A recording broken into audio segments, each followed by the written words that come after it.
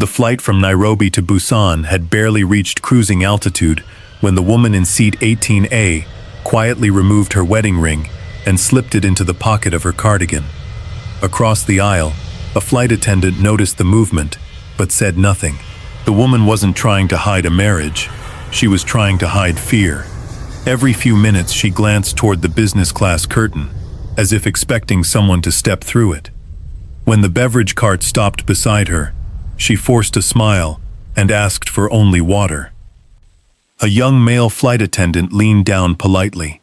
He looked no older than 32, with neatly combed black hair, calm dark eyes, and a perfectly pressed airline uniform that fit him like it had been tailored that morning. There was something unusual about the way he observed people. He noticed details others ignored: the trembling fingers around the cup, the swollen eyes that spoke of a sleepless night, the unopened passport resting on the woman's lap. "Are you feeling unwell?" he asked softly. She hesitated before whispering, "If anyone asks, please tell them you haven't seen me." Before he could respond, loud footsteps echoed from the rear of the aircraft. Two men in expensive suits ignored the cabin crew's instructions and pushed toward economy class, scanning every face. "There she is," one of them muttered. Passengers turned nervously. The woman shrank into her seat.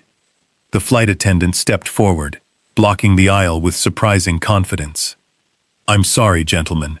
You'll need to return to your seats. This doesn't concern you. It concerns the safety of everyone on this aircraft." The taller man reached into his jacket, not for a weapon, but for an official-looking document. "We're here on urgent business." The attendant looked at the paper for less than a second, before calmly handing it back. "I'll verify this with the captain." His tone remained polite, but his eyes had changed. For a brief moment, they carried the authority of someone used to giving orders, not receiving them. Neither passenger realized that the man standing in front of them wasn't actually a flight attendant. He was Kang Ji-hoon, the billionaire founder and CEO of one of Korea's fastest-growing aviation technology companies. And he had boarded this flight wearing an airline uniform for a reason no one could have imagined. Months earlier, Ji-hoon had become deeply troubled by complaints arriving anonymously from airline employees. Flight attendants described exhausted crews, ignored safety reports, and managers who cared more about appearances than passengers. His company had recently signed a major partnership with Sky East Airlines, supplying advanced navigation systems and customer service software. If the airline's culture was broken, his own reputation could suffer with it. His executives had recommended audits and surveys. Ji-hoon had refused. "People behave differently when they know they're being watched," he had told them. "If I want the truth, I have to become invisible." With the cooperation of only the airline's chairman, he completed intensive cabin crew training under a false identity. Officially, he was Kim Min-jae, a temporary employee, filling staffing shortages on international routes. For nearly 3 weeks he had cleaned spills, served meals, calmed frightened travelers, helped elderly passengers, and quietly documented everything he witnessed. He discovered kindness that deserved recognition. He also discovered corners being cut that no executive report had ever mentioned. But nothing during those weeks prepared him for the frightened woman now gripping her water cup with both hands. The captain called through the interphone, asking for an update. Ji-hoon answered calmly, "We have a passenger dispute. I'm handling it." He wasn't lying. He simply hadn't mentioned that every instinct told him this situation was far more serious than a disagreement. The two suited men reluctantly returned to business class, after repeated instructions from senior cabin crew. The woman exhaled for the first time in nearly a minute. "Thank you," she whispered. Ji-hoon smiled politely. "You're safe for now." She looked at him carefully. "No," she replied quietly. "You're the one who isn't safe." Before he could ask what she meant, another passenger requested assistance with an overhead compartment, forcing him back to work. For the next hour he continued serving meals as though nothing unusual had happened. Years of leading multinational negotiations had taught him one valuable lesson. People revealed more when they believed no one was paying attention. Every time he walked past business class, he noticed the suited men exchanging text messages without eating. One occasionally glanced toward seat 18A. Meanwhile, the woman never touched her meal. When the cabin lights dimmed for the overnight portion of the journey, Ji-hoon quietly returned. "My name is Min Jae," he said. She gave a faint smile that suggested she appreciated the lie. "No, it isn't." He raised an eyebrow. "You noticed? You don't move like someone who started this job recently." "What does that mean?" "You make eye contact before speaking. You memorize every passenger. You notice exits before entering a room." She paused. "My father worked in diplomatic security. He taught me those things." Ji-hoon folded the unused blanket over the armrest. "I'm impressed." "You shouldn't be." "Why?" "Because if I can recognize you, someone else eventually will." Before he could respond, turbulence shook the aircraft hard enough to interrupt the conversation. Seatbelt signs illuminated. The captain announced rough air ahead. Passengers tightened their belts as the aircraft jolted through unstable skies. Training took over. Ji-hoon and the cabin crew secured service carts, checked seated passengers, and reassured frightened children. One elderly Korean woman clutched his hand throughout the turbulence, refusing to let go until the shaking eased. "You remind me of my grandson," she said with a warm laugh. Ji-hoon smiled genuinely. Moments like these reminded him why he admired frontline workers. They carried strangers' fears while hiding their own exhaustion. After the turbulence passed, he finally returned to seat 18A. The woman introduced herself. "My name is Amara Okoye." She was 34, Nigerian, with deep brown skin, intelligent hazel eyes, and shoulder-length natural curls tied neatly beneath a navy scarf. Her clothes were elegant, without attracting attention. A cream blouse beneath a charcoal jacket, comfortable trousers, and practical shoes chosen for travel rather than fashion. "I'm an architect," she said. "Business trip?" She looked toward the dark cabin window. "I wish." "What brings you to Korea?" "My younger brother." She swallowed before continuing. "He disappeared 6 months ago." Ji-hoon remained silent. People often filled silence with truth. He received a scholarship from a technology foundation in Busan. He called every week. Her fingers tightened around the paper cup. Then, nothing. "You contacted the police?" "In both countries." "And?" "They said adults sometimes disappear voluntarily." "Do you believe that?" She shook her head. "My brother would never abandon our mother." Ji-hoon nodded slowly. "What about the men following you?" "They work for the foundation." His expression remained calm. "They told me to stop asking questions." "And you didn't." "I couldn't." She reached into her handbag before stopping herself. "I shouldn't show you." "Why?" "Because anyone who sees it becomes part of this." Ji-hoon almost laughed at the dramatic wording, but something about her face prevented him. She wasn't exaggerating. She was warning him. After a long hesitation, she handed him a folded photograph. It showed 3 smiling young engineers standing beside an unfinished aircraft prototype inside a research hangar. Amara pointed at the man in the center. "My brother." Then she pointed toward the far right. The blood drained from Ji-hoon's face. He knew the third man. Not personally, but professionally. It was Han Sung-wook, a senior executive inside Ji-hoon's own company. One of the few people who knew every confidential detail about the airline partnership. Ji-hoon carefully returned the photograph without revealing his reaction. "Where was this taken?" "They never told us." "When?" 4 months before my brother vanished." She searched his face. "You recognize someone?"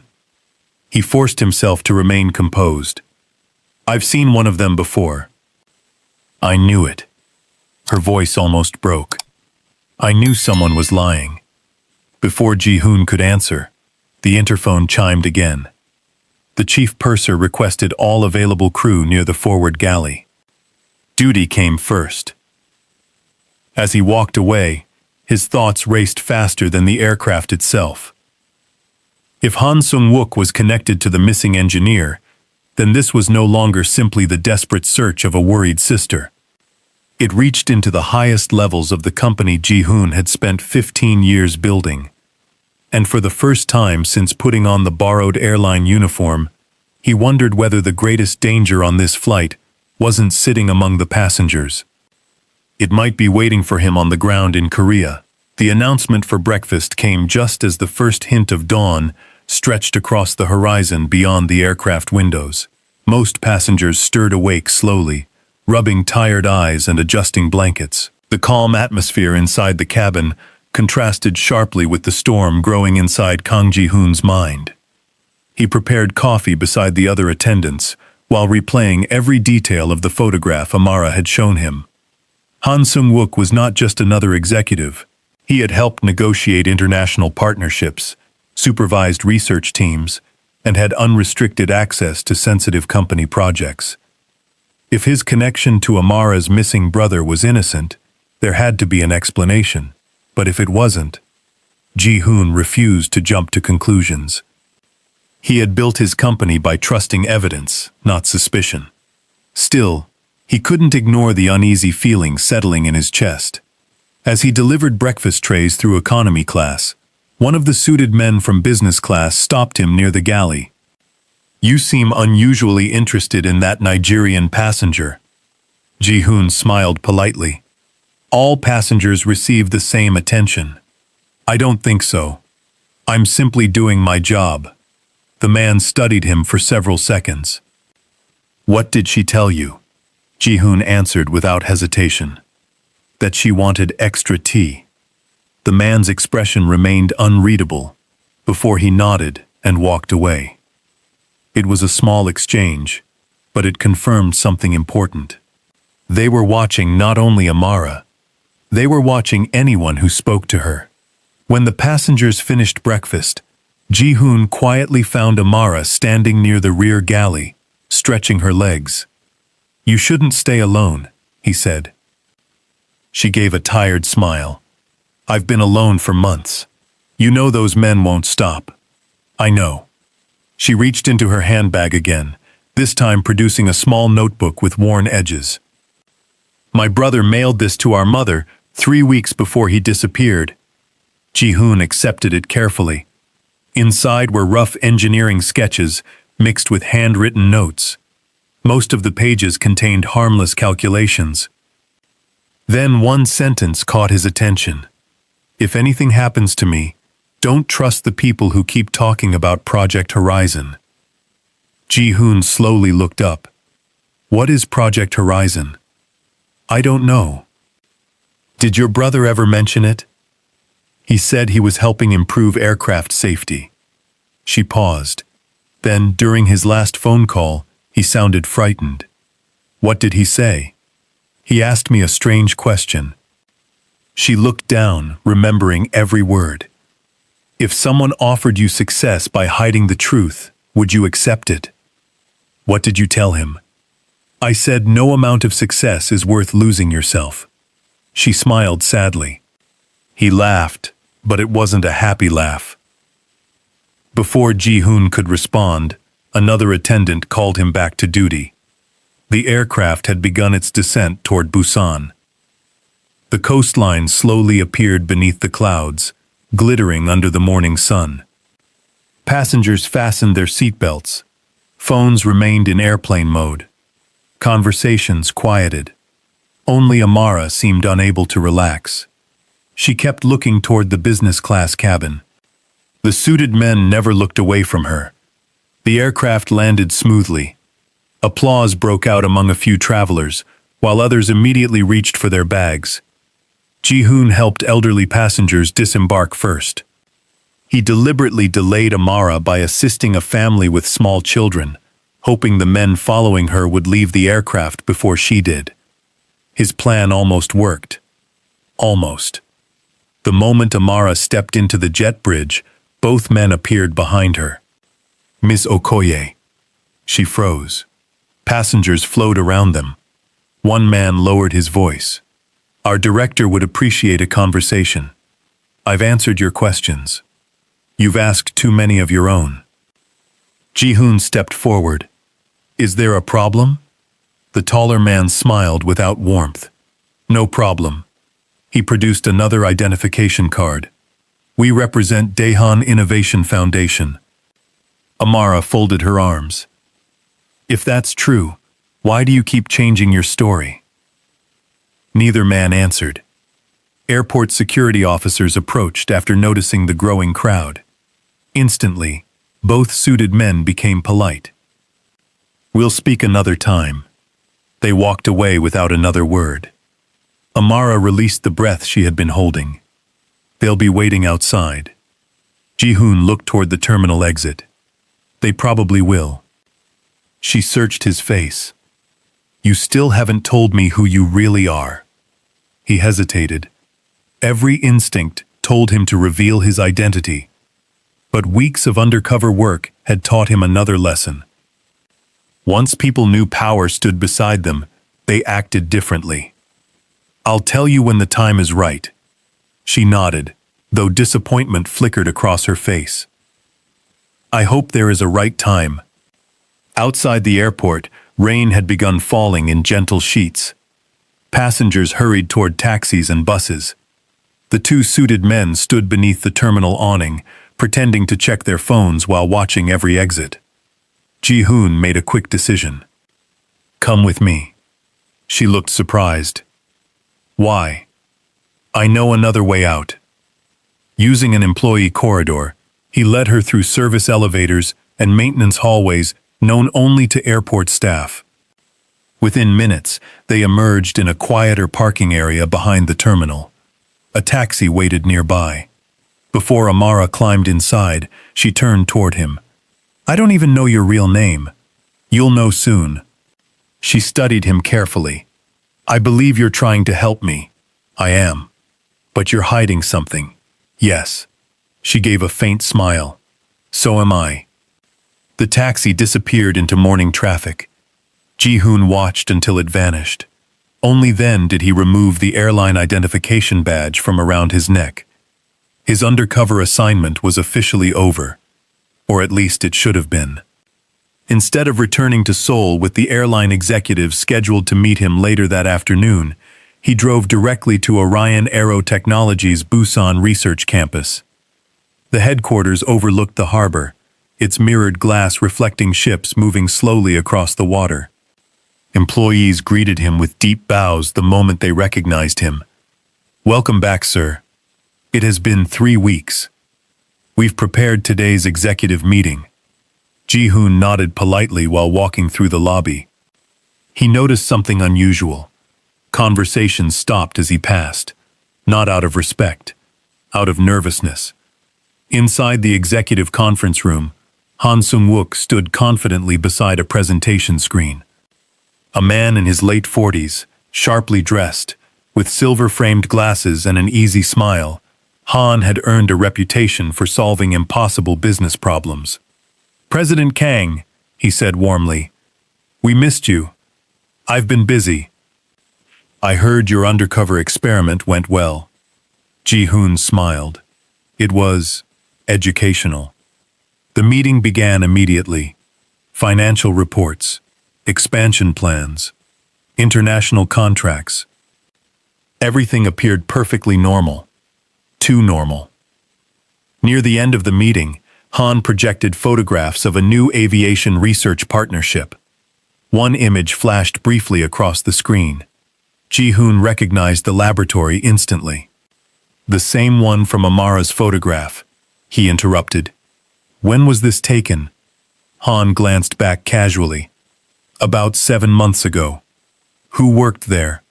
"Our international engineering team." "I'd like the personnel records." Han blinked once. Of course. His answer came too quickly. As soon as possible, Ji-hoon added. No problem. The meeting ended. Executives filed out one by one. Han remained behind. You seem different. Ji-hoon loosened his tie. 3 weeks on the front line changes your perspective. Han laughed softly. I imagine it does. Then his smile faded. I've also heard you met an interesting passenger on your return flight. Ji-hoon's expression remained unchanged. Airplanes are full of interesting passengers. Han leaned against the conference table. Some passengers bring unnecessary complications. There was a long silence. Finally, Ji-hoon asked quietly, Have we ever sponsored a Nigerian engineer named Chinedu Okoye? For the first time in years, Han's composure cracked. Only for a fraction of a second. But Ji-hoon saw it. I don't believe so. You don't believe, or you know. Han recovered immediately. I'd have to check the records. Please do. Certainly. Han left the room. The door closed. Ji-hoon stood alone, staring at the harbor through the floor-to-ceiling windows. His instincts had never failed him before. Han knew exactly who Chinedu Okoye was. The only question now was why he was pretending not to. Meanwhile, across the city, Amara unlocked the door to a modest guest house she had rented for the week. The elderly owner handed her an envelope that had arrived only minutes earlier. There was no return address, the woman explained. Amara frowned. I wasn't expecting mail. Inside the envelope was a single flash drive. No letter. No signature.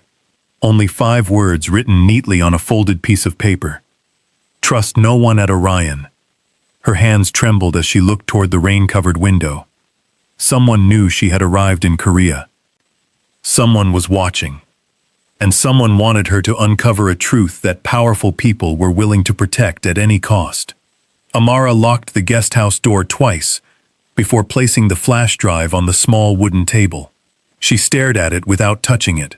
Whoever had delivered it knew where she was staying within hours of her arrival. That was impossible, unless she had been followed from the airport, or someone had been waiting for her before she even landed. The elderly guest house owner knocked gently. My dear, would you like breakfast? You haven't eaten. Amara forced a smile. Thank you. Maybe later. When the footsteps faded, she finally picked up the drive. Instead of inserting it into her own laptop, she wrapped it in a clean handkerchief and slipped it into her bag. Her brother had always warned her about digital security. If someone wants you to see something, he once told her, always ask yourself what else they want your computer to reveal. She wasn't going to make that mistake. Across the city, Ji-hoon had reached the same conclusion about caution. He sat alone in his office, the curtains drawn despite the bright afternoon sun. On his desk lay 2 files. One contained the official employee records for Orion Aero Technologies. The other contained the personnel list from the Overseas Research Partnership. They didn't match. 3 engineers who had worked on the project had completely disappeared from Orion's internal archive. No resignation letters. No transfer documents. No payroll history, as though they had never existed. Ji-hoon called his executive assistant. Please ask Director Han to come to my office. He's unavailable, sir. Unavailable? He left the building 20 minutes ago. He canceled the rest of today's meetings. Ji-hoon frowned. Han had never canceled meetings without informing him personally. Something had changed. Instead of calling again, Ji-hoon opened a secure database accessible only to the company's founder. After several minutes of searching, he found an authorization record. Someone with executive clearance had erased portions of the Horizon Project archive. The deletion had occurred 4 months earlier. The authorization code belonged to Han Sung-wook. Ji-hoon leaned back slowly. Now he knew one thing with certainty. Han was hiding something. He still didn't know whether it was fraud, corporate espionage, or something even worse. His phone vibrated. An unknown number. He answered without speaking. A familiar voice whispered, "They're watching your office." It was Amara. "How did you get this number?" "I asked enough questions." "You shouldn't have." "I didn't have a choice." Her breathing sounded uneven. "I think someone followed me." "Where are you?" "I can't say over the phone." There was a pause. Then she quietly added, "I found something." Ji-hoon stood immediately. "Meet me somewhere public." "No? Why not?" "Because if they're watching you, they'll watch wherever you go." Another silence. Finally she said, "Do you trust the Busan Maritime Museum?" He blinked. "What?" "It has thousands of visitors every day." "I'll be there. Come alone." The call ended. 2 hours later, the museum buzzed with tourists, students, and families admiring maritime history. Ji-hoon wore ordinary clothes instead of a business suit. Dark jeans, a navy jacket, a baseball cap pulled low. He spotted Amara near a large model ship. She looked exhausted. "You came. You sounded frightened." "I am." Without another word, she handed him the flash drive. "I haven't opened it." "Good. You think it's dangerous?" "I think whoever sent it wants something." They rented a public computer inside the museum's research library that couldn't be connected to either of their personal accounts. Ji-hoon inserted the drive. For several seconds, nothing happened. Then a folder appeared. Project Horizon. Inside were engineering files, photographs, financial spreadsheets, and a video. Ji-hoon clicked play. The recording showed a testing facility. Several engineers stood around an experimental aircraft navigation system. One of them was Chinadu. He looked healthy, confident, excited.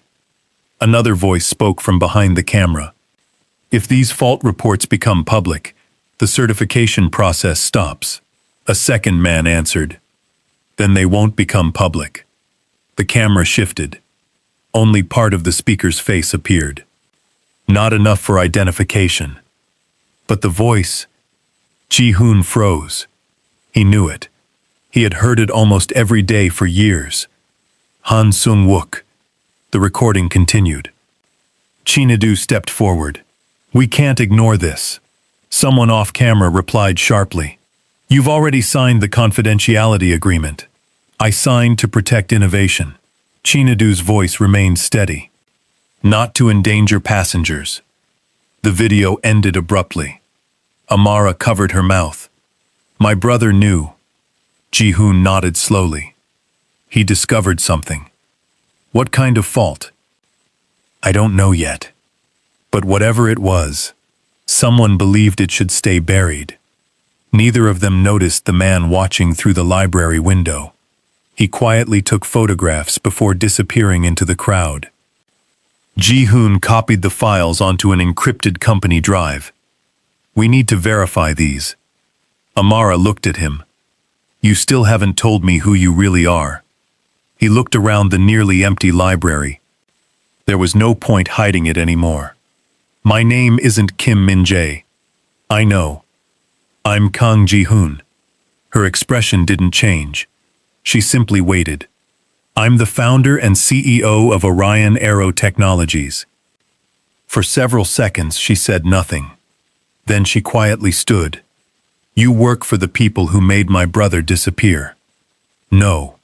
You just admitted you're their boss." "I admitted I'm responsible for the company." "That's enough." She grabbed her bag. "I trusted you. You still can." "Can I?"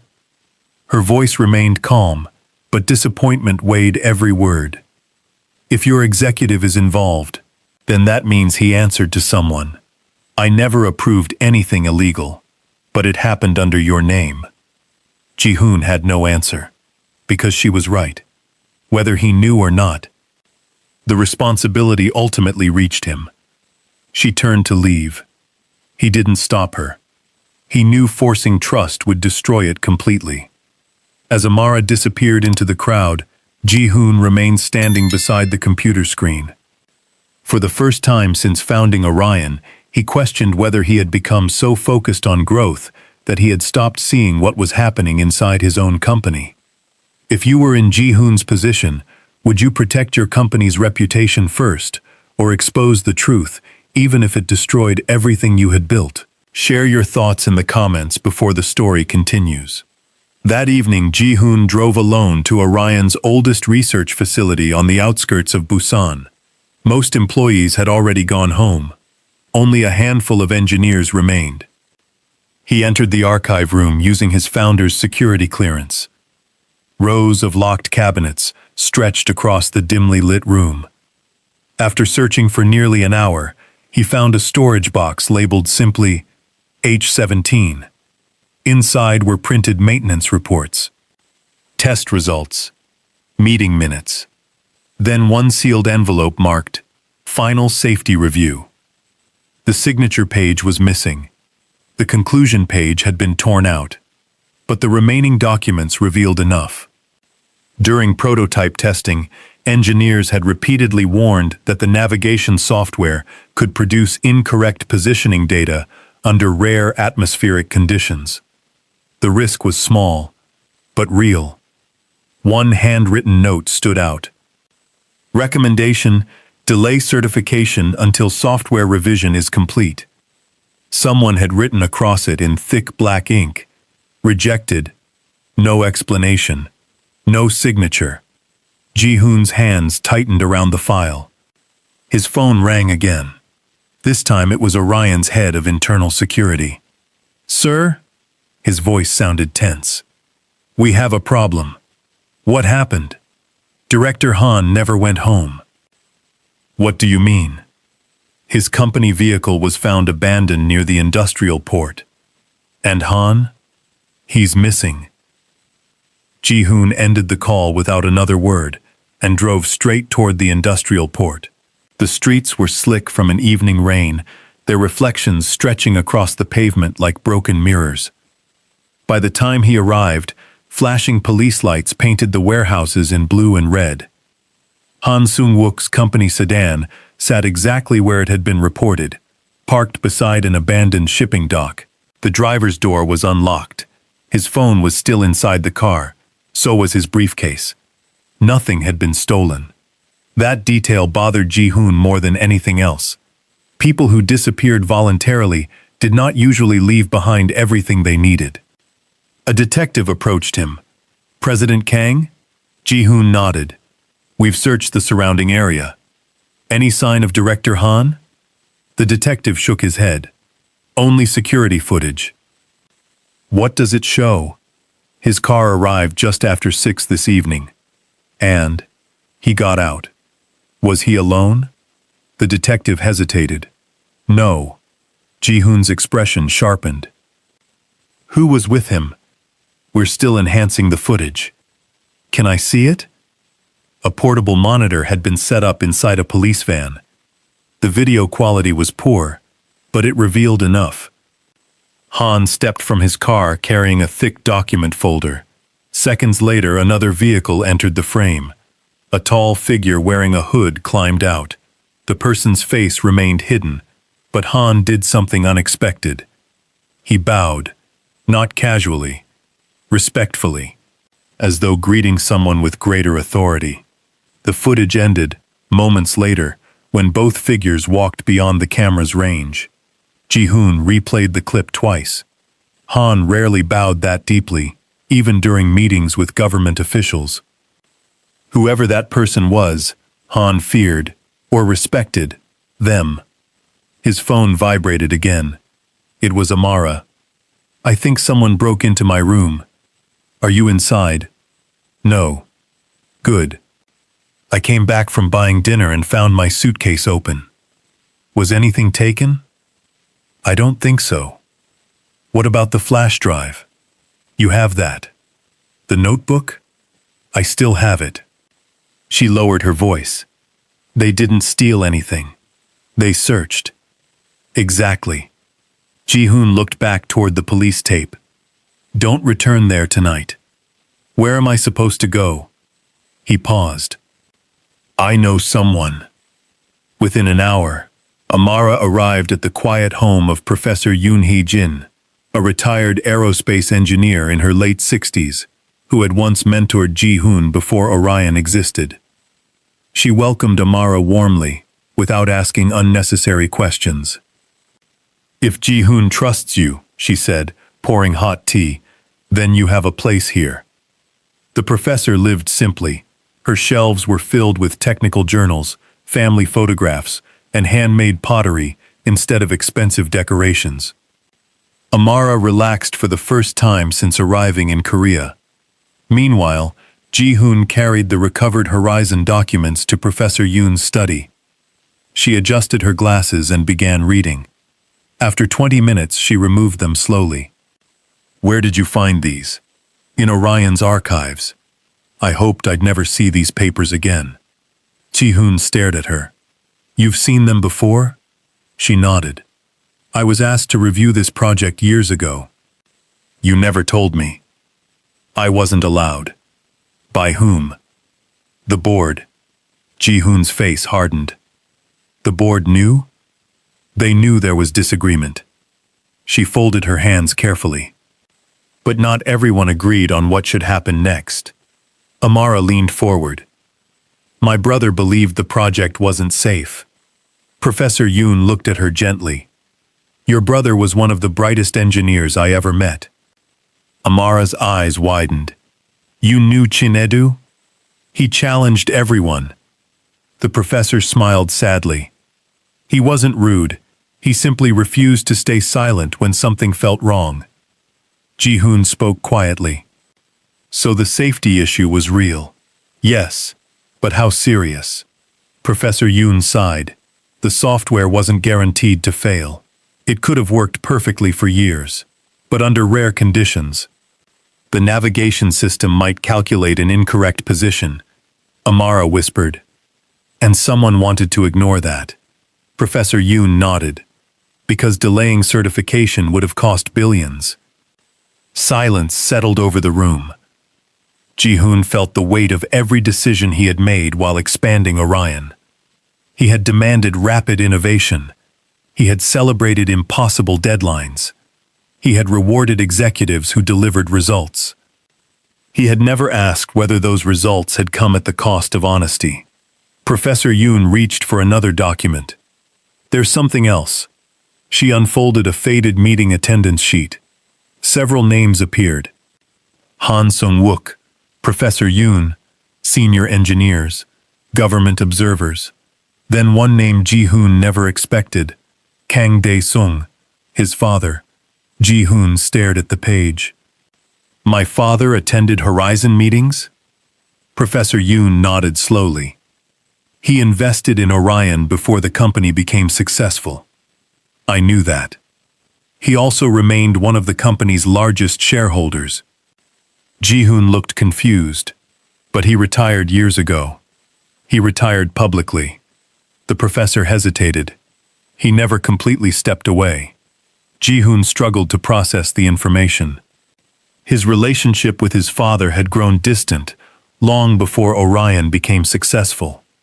Dae-sung believed business required hard decisions. Ji-hoon believed trust created stronger companies. Their disagreements had become so frequent that they rarely discussed work anymore. Why wasn't I told he attended these meetings? Professor Yoon answered honestly. Because you stopped asking about your father's involvement. Before Ji-hoon could respond, Amara quietly opened her brother's notebook again. Several pages near the back had remained stuck together. She carefully separated them. A folded receipt slipped onto the floor. It wasn't a receipt. It was a baggage claim ticket. Busan International Storage Facility, Locker 247, expiration date, tomorrow. All three looked at one another. If we wait, Amara whispered, whatever is inside may be destroyed. We're going tonight, Ji-hoon said. The storage facility occupied an aging warehouse near the railway station.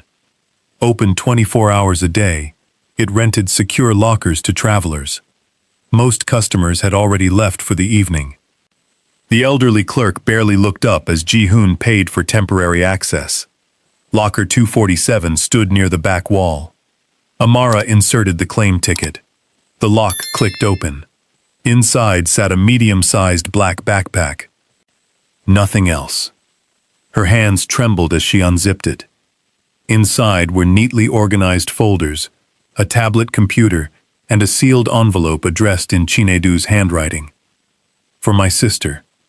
Amara could barely breathe as she opened it. The letter was short. Amara, if you're reading this, it means I couldn't come home myself. Don't waste your life trying to avenge me. Find the truth instead. The truth protects more people than revenge ever can. She pressed the letter against her chest. Ji-hoon quietly opened the tablet. It required a password. Amara wiped her eyes. My birthday. She entered the date. The screen unlocked immediately. Hundreds of files appeared. Research logs, meeting recordings, emails, photographs, and one folder named Final Evidence. Ji-hoon opened it. His face slowly lost all color. There were signed approval documents, internal emails discussing the safety concerns, financial projections showing billions in expected profit. None of those surprised him. The final document did. It was a signed authorization, allowing certification to proceed, despite unresolved engineering objections. The signature at the bottom belonged neither to Han Sung-wook nor to Ji-hoon. It belonged to Kang Dae-sung, Ji-hoon's father. Amara looked at him carefully. What does that mean? Ji-hoon answered, in a voice barely above a whisper. It means this story is much bigger than either of us imagined. Before either of them could read another file, every light inside the storage warehouse went out. Darkness swallowed the building. Then came the unmistakable sound of the main entrance locking from the outside. Darkness swallowed the warehouse so completely that, for a brief moment, neither Ji-hoon nor Amara moved. The only sound was the steady hum of emergency power trying to activate somewhere deep inside the building. Then footsteps echoed across the concrete floor. Not hurried, measured. Someone knew exactly where they were. Ji-hoon slipped the tablet into the backpack and whispered, "Stay behind me." "I didn't come this far to hide," Amara replied quietly. A faint green emergency light flickered on above the exit corridor, revealing long shadows stretching across the storage lockers. The main entrance remained locked. Another voice broke the silence. "You should have left the locker alone." It was Han Sung-wook. He stepped into the dim light, his suit damp from the rain, his glasses missing, his face carrying none of the confidence Ji-hoon had always associated with him. Amara stared at him. "So you were never missing." Han let out a tired laugh. "I was hiding." Ji-hoon's eyes hardened. "From the police?" "No. From whoever locked us in here." Before Ji-hoon could respond, another set of footsteps approached. A tall, older man emerged from the opposite aisle, dressed in a dark overcoat despite the summer weather. Kang Dae-sung, Ji-hoon's father.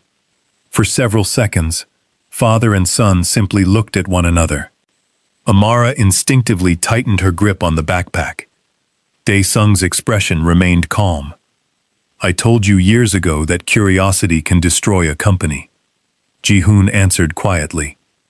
"I've learned that silence can destroy people." Dae-sung looked toward the backpack.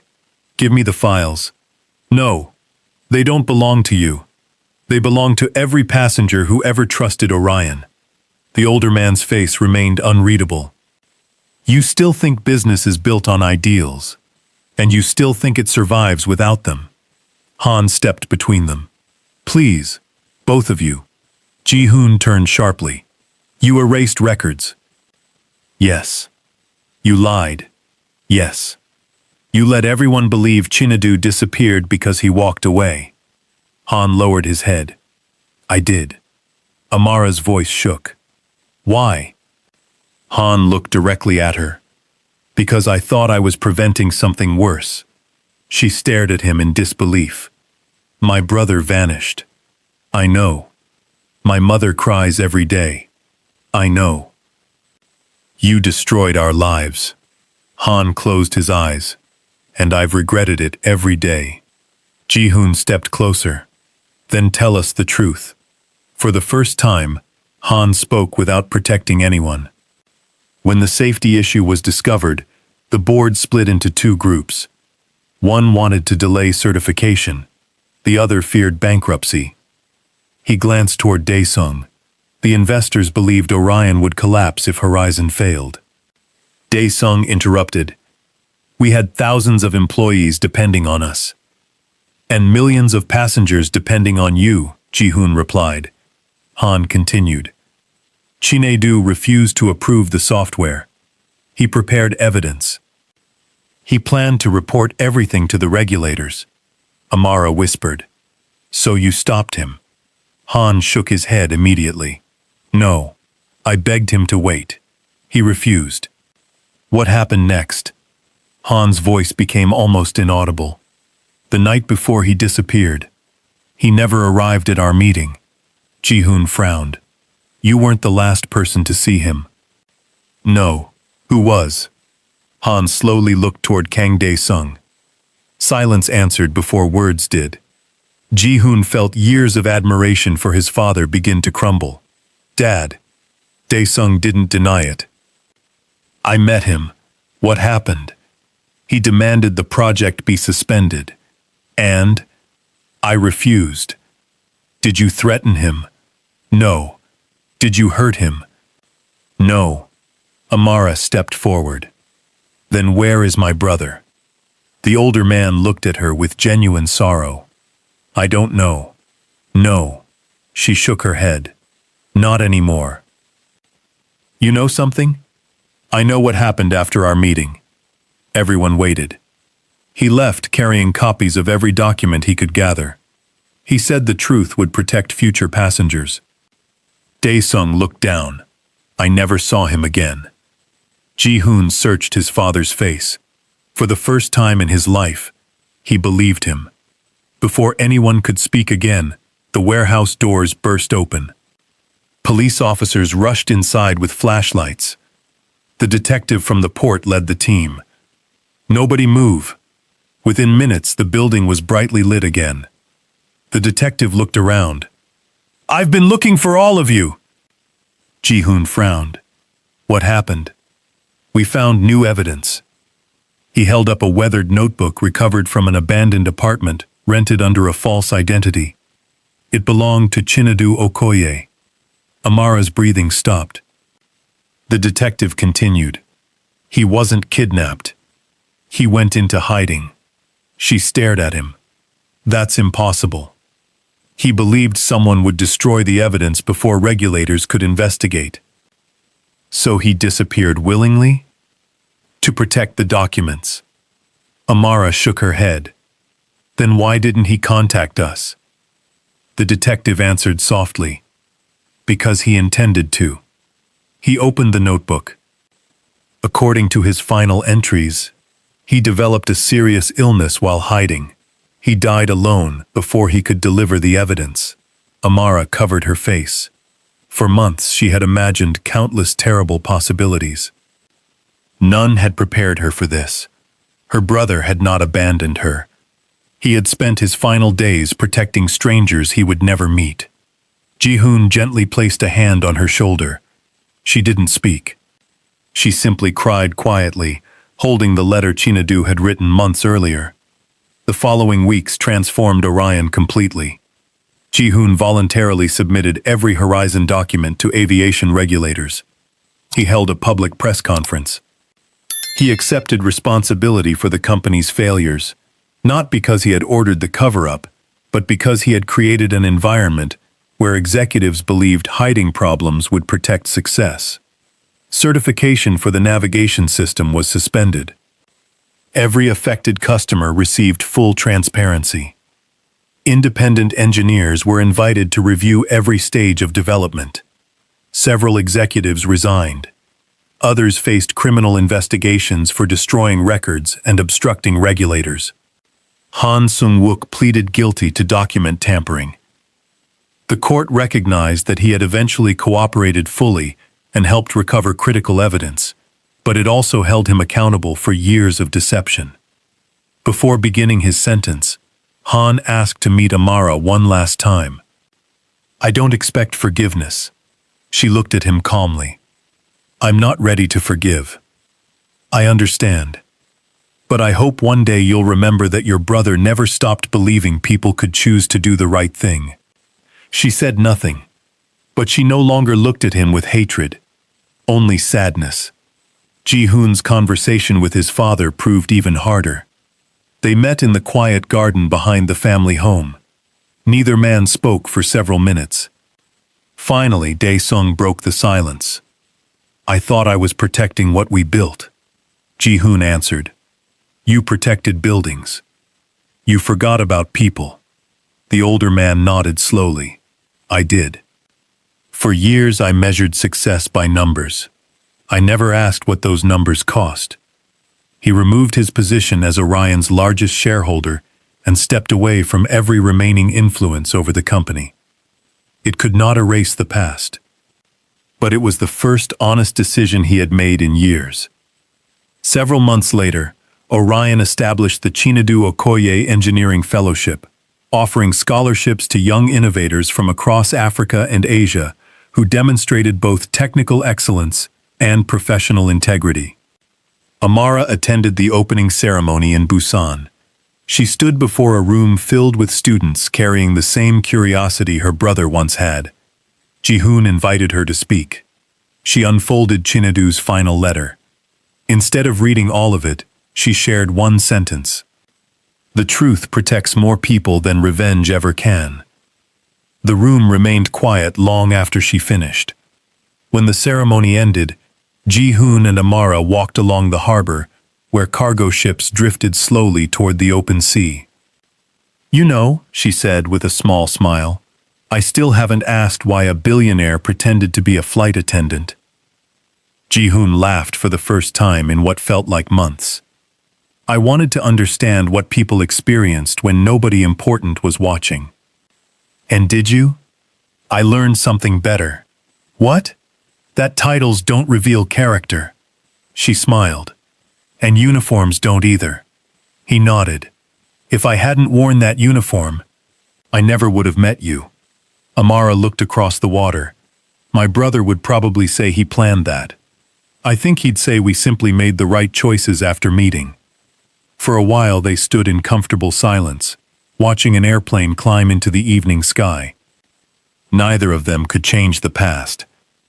But because one engineer refused to bury the truth, one sister refused to stop searching, and one CEO chose accountability over reputation, countless lives would be safer in the years ahead. If this story stayed with you, we'd love to hear what lesson you took from it. Don't forget to like, share, and subscribe for more original Afro-Korean dramas, and tell us in the comments what you would have done if you were in Ji-hoon's place.